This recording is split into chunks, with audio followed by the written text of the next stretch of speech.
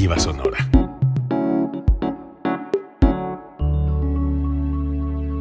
Código Libre.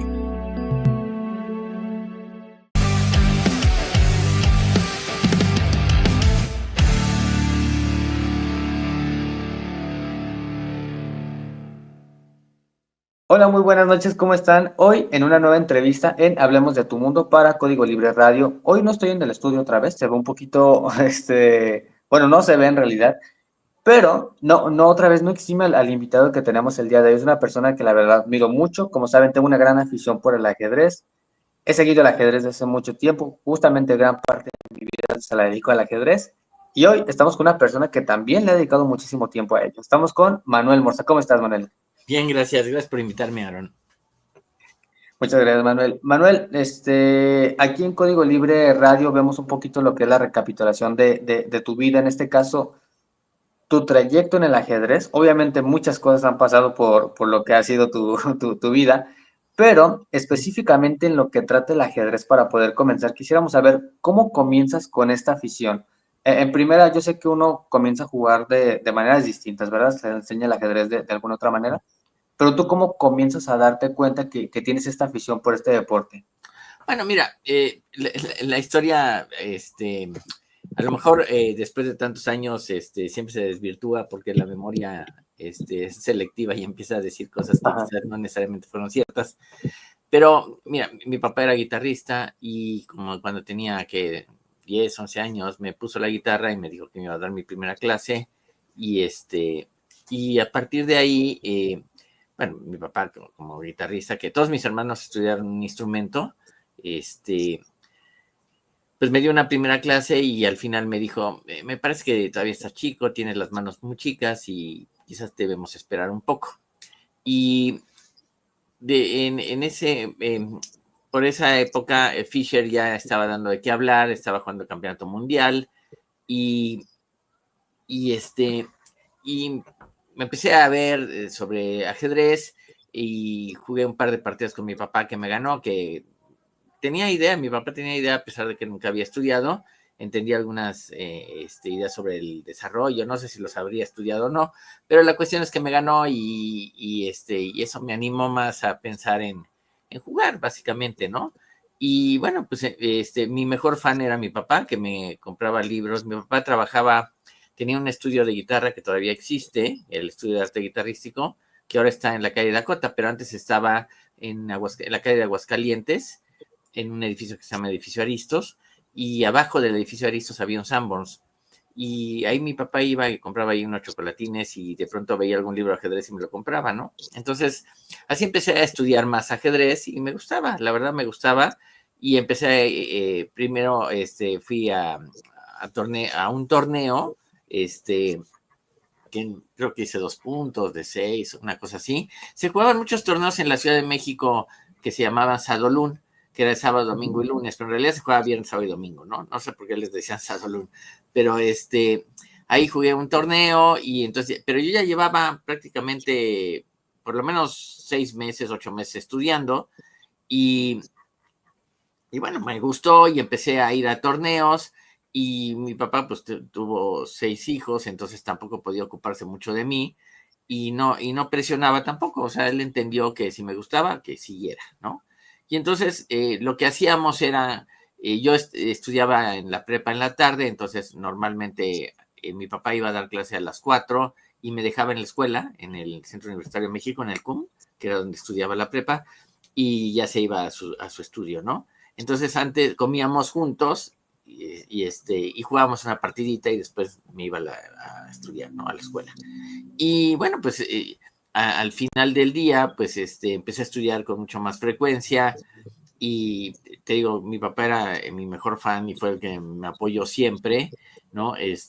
Había algún torneo y pues mi papá era el que decía, pues ahí tienes dinero para la inscripción y para lo que necesites y veíamos las partidas y las comentábamos, o sea, y desde ahí, a partir de ahí, empecé a jugar ya formalmente en el ajedrez, aunque no fui hasta mucho después que fui a clubes de ajedrez y demás, pero por mucho tiempo estudié mucho en mi casa solo, ¿no? Porque ninguno de mis hermanos jugaba y y iba a los torneos abiertos, ¿no? Jugaba en Nacional Abierto, pues, en fin.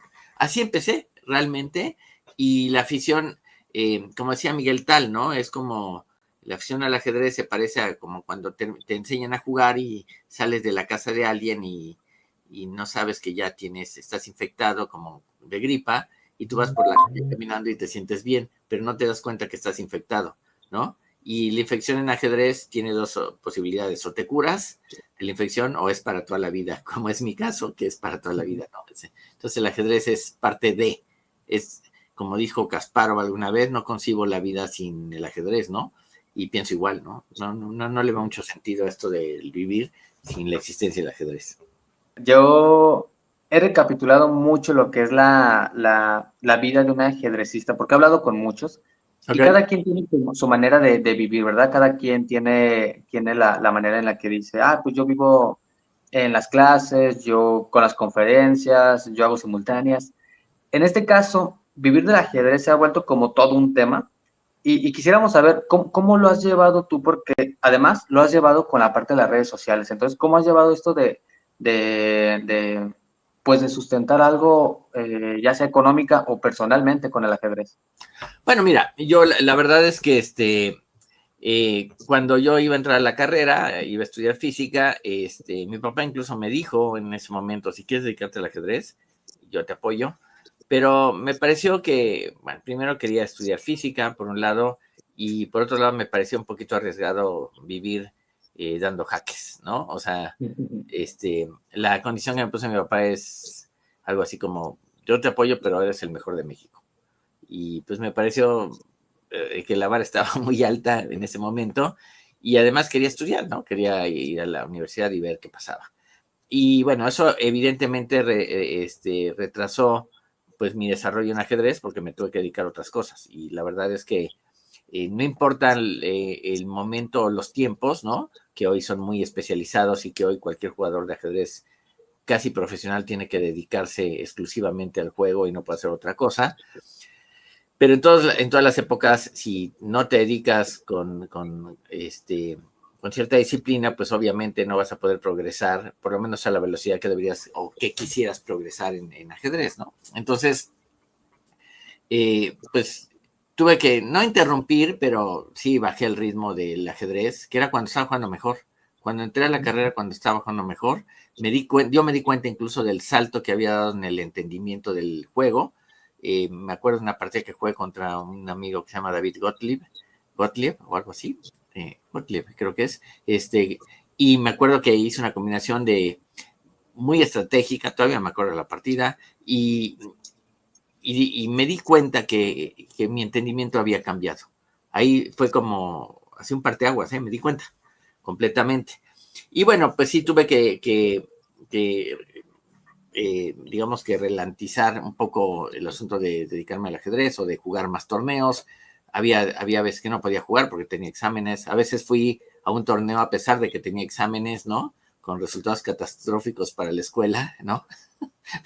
y un poco catastróficos para el ajedrez también. Pero bueno, la cuestión es que este asunto de dedicarse al ajedrez y hacerlo sustentable, pues mira, básicamente era imposible en las épocas que yo jugué. O sea, cuando era juvenil y cuando era adulto joven, pues era muy difícil pensar en dedicarse solamente al ajedrez y sobrevivir. Hoy en día las cosas han cambiado, hay mucho más ajedrez en todos lados, las redes sociales, el internet, todo ha promovido la posibilidad de que haya más ajedrez que nunca, pero en ese entonces no había. Y bueno, pasaron muchos años hasta que salió YouTube y salió todo este asunto, y particularmente cuando salió YouTube, José Antonio Pontón, yo trabajaba en 1.0 escribiendo artículos, 1.0.com, que era un portal de noticias de cómputo y de tecnología. Y ahí yo escribía y ahí conocí a Pontón, y un día me dice: deberíamos hacer un podcast o alguna cosa así, algunos videos y tener un canal y no sé qué. Pero al principio no era de ajedrez, era de mis propias opiniones, porque Pontón decía que yo más que una persona era como un personaje, ¿no? Entonces, bueno, está bien, vamos a hacerlo.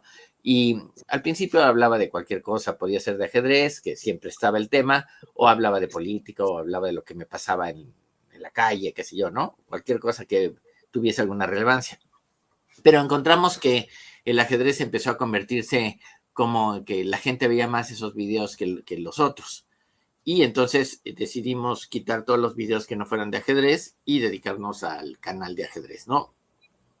Y para los que crean que me hice millonario con el canal, ¿no? La realidad de las cosas es que, pues no deja, o sea, para los que el misterio de cuánto paga YouTube, se los voy a decir, es bien fácil. YouTube paga más o menos en Latinoamérica 5 pesos por cada 1000 vistas, ¿sí? O sea, cada vez que 1000 personas ven un video, te dan 5 pesos. Entonces, para que tú ganes 5,000 pesos, necesitas 1,000,000 de vistas, ¿no? Así que si creen que nado en una bolsa de dinero como Rico MacPato, no, hombre, estamos lejos de eso, ¿no? Realmente el canal, primero, nosotros no ni Pontón ni yo nos dedicamos a hacer un canal para vivir de él, ¿no? De pronto, mira, te voy a decir, hay meses que podemos recibir 2,000 pesos, 1,500 pesos, y dividimos entre dos, ¿no? Digo, nadie te regala el dinero, así que si de pronto alguien te dice, este mes ganaste 1,000 pesos, pues bienvenido sea, ¿no? Pero, vamos, no te saca de ningún apuro en términos reales. ¿No? Tú lo sabes bien seguramente también, ¿no? O sea, sí, vivir de esto, no. Entonces, sí. Pero eso tiene una razón de ser. Es que yo no me he dedicado exclusivamente al ajedrez. Yo soy físico, yo me dedico a la ciencia, pues, ¿no? Y hago cómputo, básicamente. Y por eso tampoco puedes pretender tener, o sea, no soy Luisito Comunica con 40 millones de suscriptores, ¿no? Que el hombre sube un video y a la hora tiene 1,000,000 de vistas, ¿no? O sea, no, entonces, no, yo no, es que no lo vemos como un negocio ni como algo para sobrevivir, ¿no? No, por ahí no va. Bueno, estas entrevistas, yo siempre lo digo, son cortas para el tiempo que nos da y hay mucha información que no se abarca, pero yo quisiera tomar esto porque se me hace muy importante. Cuando uno está empezando en el ajedrez, creo que cuando comienza con videos o a ver cómo está el asunto, uno se obsesiona con muchas cosas, entre muchas cosas, con el elo. Y creo que es una parte de ello, del ajedrez. ¿Cómo es la realidad? Ajá. Para poder llegar a un título de ajedrez es relativamente fácil, se necesita esfuerzo, sí se necesita una capacidad sobrehumana. ¿Qué se necesita para poder llegar a ello? Mira, te voy a decir, como cuando me preguntan acerca de los títulos de ajedrez y demás, yo siempre digo que no es importante, pero eso porque yo tengo un título, ¿no? Entonces, esto es como la mujer que es muy guapa y le preguntan, oye, la belleza, qué bonita, y no sé qué, y entonces ella dice que es bonita, dice, no, la belleza no es importante. No, sí, porque ella es bonita, ¿no? Igual acá, pues sí, tienes un título, pero realmente los títulos no son tan importantes como creemos. Lo que pasa es que hay una cuestión de ego muy importante en ajedrez. Ya decía Larsen que ¿sí sabes lo primero que pone un jugador cuando empieza una partida? ¿Sabes lo que pone? ¿Qué pone? No pone el tablero y las piezas, pone el ego. Al principio está el ego, ¿no? Quieres ganar, ¿no? Entonces, y el ego se convirtió, el elo se convirtió en una especie de medida de la fuerza de un jugador, y entonces, pues obviamente, subir el elo sirve para, siendo un jugador profesional, que te inviten a torneos y demás, ¿no? De hecho, ha sustituido un poco hasta los títulos, ¿no? Va aparejado, pero realmente hay jugadores fuertes que no tienen quizás el título que deberían tener, ¿no?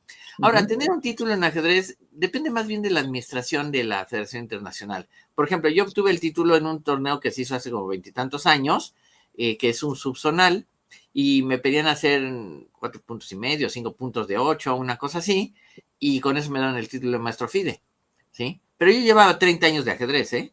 No creas que yo entré a un torneo y dije, ay, ya, de un torneo a otro ya hice los 5 puntos que me pedían, yo soy maestro FIDE. No, hombre, pasaron 30 años de ajedrez, ¿no? Y te voy a decir, yo siempre he dicho que soy un aficionado educado. Yo soy muy bien educado en ajedrez, yo he estudiado mucho, he leído mucho, entiendo mucho del juego y juego mal. O sea, y no juego tan bien como quizás, me lo dijo el gran maestro Vera, un cubano, Reinaldo Vera, me dijo un día, tú deberías jugar mejor de lo que juegas, tienes mucho más entendimiento. Y bueno, quizás no soy para la competencia, pero los títulos no son tan importantes y no son tan difíciles de obtener, ¿no? Ser maestro internacional ya tiene sus dificultades porque requiere de mucho más trabajo, y desde luego gran maestro es mucho más difícil, ¿no? Se compara normalmente, yo lo comparo, por ejemplo, cuando alguien te dice, bueno, ser gran maestro es como tener un doctorado y ser maestro internacional es como tener una maestría, pero no, porque mira, yo cuando hice el doctorado, yo tenía que aprobar, bueno, tenía que hacer un trabajo, pero no compites con nadie. Y en el ajedrez hay una competencia real. Tus triunfos son mis derrotas, ¿no? Entonces, a partir de ahí, yo te podría decir que el ajedrez, por ser una competencia donde hay un reto y donde otros te quieren ganar, porque es una competencia al final del día, es mucho más difícil de obtener un título que cuando estudias en la escuela. En la escuela no compites contra nadie, ¿no? Pero tampoco es imposible. Yo creo que hoy en día, por la administración que tiene la Federación Internacional, el título de maestro FIDE no es tan inaccesible, ¿sí?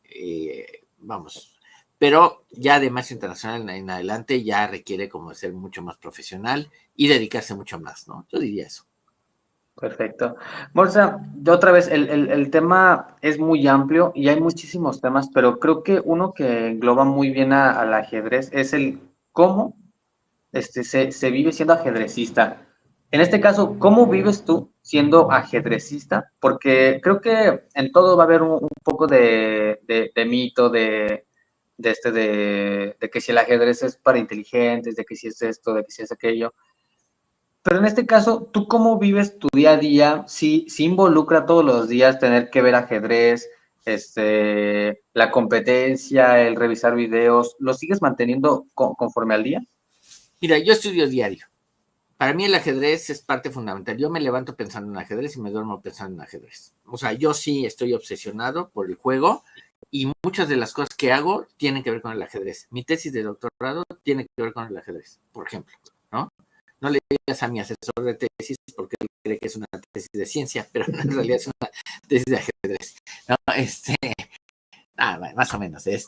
No, pero yo sí vivo el ajedrez todos los días, ¿no? Por ejemplo, estoy en mi trabajo, que me dedico mucho a cómputo, y de pronto, pues bueno, en algún momento que estoy compilando o que estoy haciendo cosas que llevan cierto tiempo o que estoy procesando información, me pongo a ver algunas cosas en ajedrez y me encuentro con que en Lichess hay una base de partidas de ajedrez de 90 millones de partidas que se juegan el mes en el servidor de Lichess, y encuentro también una base de datos de problemas y para resolver de táctica, y entonces digo, pues voy a hacer un programa que haga eso.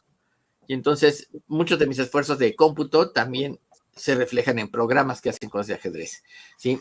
Y porque estoy convencido que eso ayuda, ¿no? La computación ha sido fundamental para mejorar en muchos aspectos, y si tienes un programa que te haga ejercicios de táctica, como se ocurre en Lichess, que hay ejercicios que puedes hacer continuamente, o competir contra otros, o a ver cuál es tu récord de resolver problemas sin equivocarte, en fin, hay muchísimas posibilidades, pero de nuevo habla de lo mismo, estoy haciendo cosas de ajedrez, ¿no? Yo no veo videos, ¿eh? Yo normalmente estudio en libros, ya sea en formato electrónico, pero estudio en libros y con el tablero, ya sea electrónico o en tablero normal, ¿no? Pero yo no veo videos. Yo realmente, eso me divierte, ¿no? Me entretienen y está bien, pero no los veo como para estudiar. Para estudiar me siento con los libros, ¿no?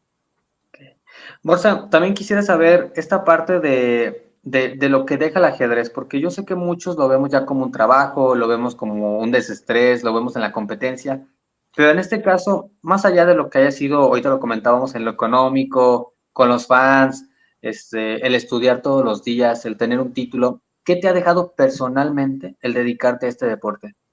Bueno, mira, primero creo que mis mejores amigos son los del ajedrez, ¿no? Y la razón de eso es sencilla, compartimos la misma obsesión, compartimos el mismo gusto por el juego, y puede ser que haya amigos que no veo por mucho tiempo, y cuando me los encuentro en el torneo es como si no hubiera pasado el tiempo, ¿no? Nos saludamos con el mismo cariño y la misma amistad de siempre, ¿no? Eso me parece que es fundamental. Spassky, ya de mayor, ya sin jugar, le preguntaron que si veía a sus amigos, y él dijo, sí, los veo todos los días en sus partidas. Entonces, creo que es muy importante ese aspecto, ¿no? mis mejores amigos son los del ajedrez. Además son los de largo plazo. Tengo muy buenos amigos de la carrera que no veo más, o que los veo si tengo suerte una vez al año, ¿no? Que nos reunimos en algún momento. Pero la realidad es que el ajedrez, eso, en ese sentido, y la posibilidad de conocer a jugadores de altísimo nivel, ¿no? Pude jugar con Kasparov, pude entrevistarlo, entrevisté a Karpov, entrevisté a Judith Polgar, o sea, a Topalov. He tenido chances de poder hablar con gente que de esto sabe toneladas, ¿no? Y pues eso no lo cambio por nada, ¿no? Yo creo que por ejemplo, Kasparov, cuando jugué con él simultáneas, cuando ya me ganó, se quedó parado ahí frente a mí, entonces volteé a verlo y me dijo, tenías que haber hecho tal jugada y qué sé yo, y entonces me halagó que se hubiera detenido a explicarme lo que había hecho mal, ¿no? Cosa que no hizo con la mayoría de los que estaban ahí, ¿no? Entonces, todo eso son puntos extras para seguir jugando al ajedrez, creo yo. Perfecto. Morsa, ahorita ya estamos a punto de terminar. De igual manera, yo siempre he dicho que el ajedrez siempre se tiene que estar, pues actualizando y nos tenemos que actualizar con ello, ¿verdad? Con los jugadores, con los torneos, con cómo va creciendo. Y en este caso, hay un punto en el que yo hablaba con el maestro Juan Carlos Obregón y me mencionaba del crecimiento exponencial que tiene México en el ajedrez. Y justamente creo que parte de ello se ha visto ahora con Alcántara, que justamente esta mañana volvió a empatar. Sí. Se ve y cada vez, no es decirlo, sino ver los resultados de cómo está creciendo el ajedrez en México. Tú que llevas años con esto del ajedrez y que lo has visto crecer también de esta manera, ¿qué opinas de todo ello? ¿Qué opinas de la actualidad del ajedrez aquí? No, yo creo que hay muchos más torneos que antes, hay una organización mucho mejor. A mí me tocó jugar en condiciones infrahumanas, ¿no? El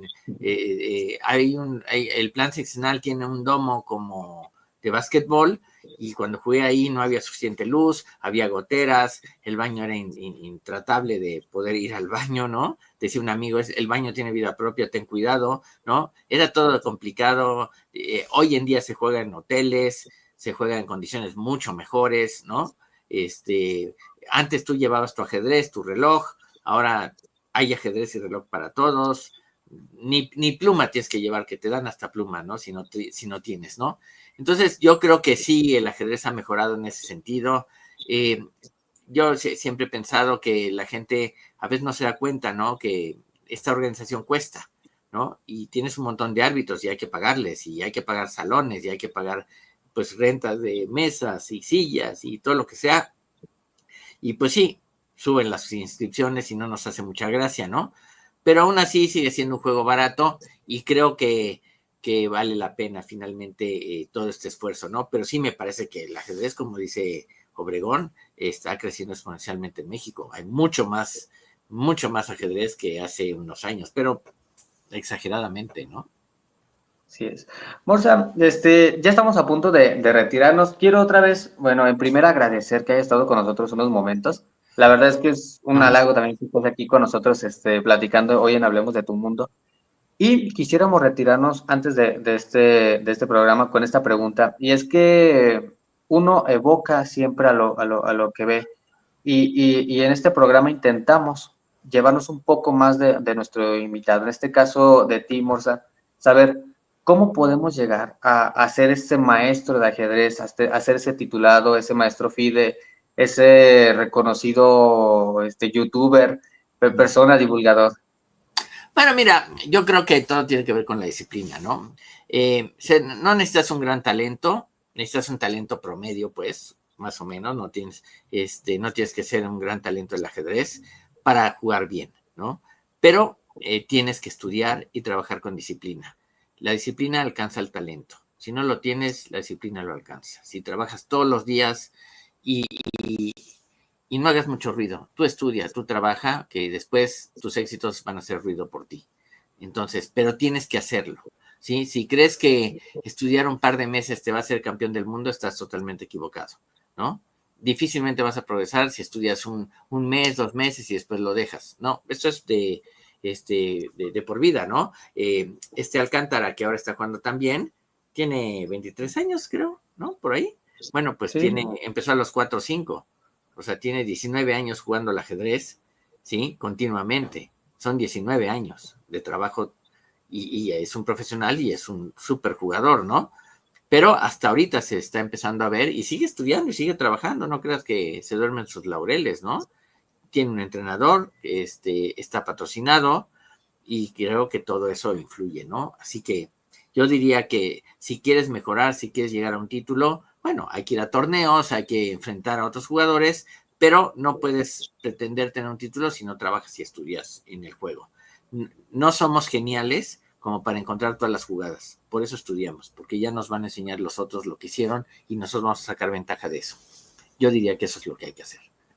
Muchas gracias, Manuel. Manuel, ahora sí ya estamos terminando. Otra vez quiero volver a agradecer un poco que hayas estado aquí con nosotros. La verdad es que, pues, lo que se pueda decir del ajedrez siempre es muy importante. Y aquí en el programa intentamos eso, que se vea bien lo que es el ajedrez, cómo se vive de ello. Y antes de retirarnos, queremos saber si nos puedes mandar un pequeño saludo para toda la gente que escucha Código Libre Radio. Pues bueno, pues un saludo a todos los de Código Libre Radio.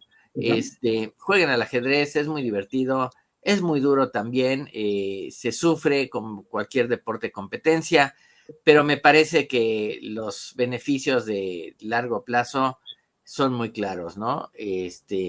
Termino con un poco una frase que me dijo una vez un profesor de buceo, que decía, el buceo es lo mejor, lo más bonito que te puede pasar, porque además de bucear, puedes conocer gente y visitar lugares. Con el ajedrez yo creo que puede pasar más o menos lo mismo, ¿no? Conoces gente, visitas diferentes lugares y juegas al ajedrez. ¿Qué más le pides a la vida?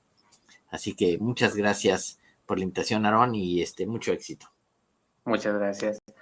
Bueno, nos vamos despidiendo. Manuel, para toda la gente y para toda la gente que está escuchando, pues un gran saludo. Esperemos nos puedan ver hoy en el episodio número 34 de Hablemos de tu Mundo y nos vemos en el siguiente.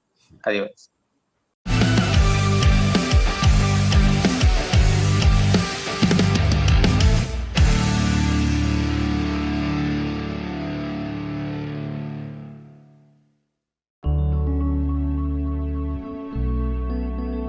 Código Libre.